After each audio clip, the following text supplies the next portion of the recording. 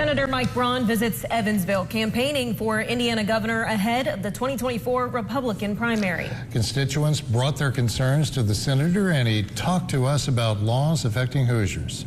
Eyewitness News' Ben Wallace has more from your local election headquarters. Senator Braun shared with supporters in Evansville what he would like to see if elected governor.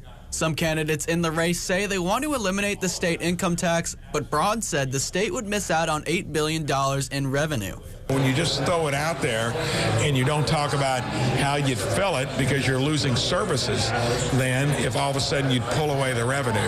You got to be smart enough to know how to time it, how to do it, and to find savings in other parts of government, and I think I'm best qualified to do that.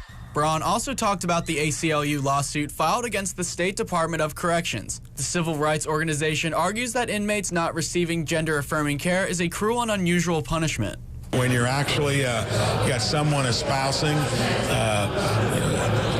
gender, stuff and want the state to pay for it, I don't think that makes sense. So I think the ACLU suit is probably not going to hit pay dirt, and I think that's a crazy idea to begin with. Despite the case's constitutionality, Braun says some gender-affirming care is not on the minds of Hoosiers. I think that when it comes to our state promoting that among youth or anyone that would be a state employee or a prisoner, that doesn't make sense.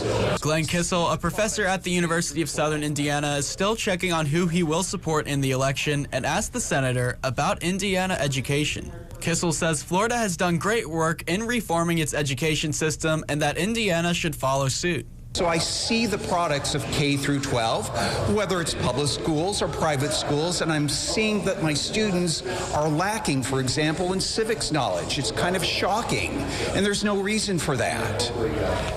Braun said one of the policies Indiana needs to continue is not to mandate diversity, equity, and inclusion programs in schools.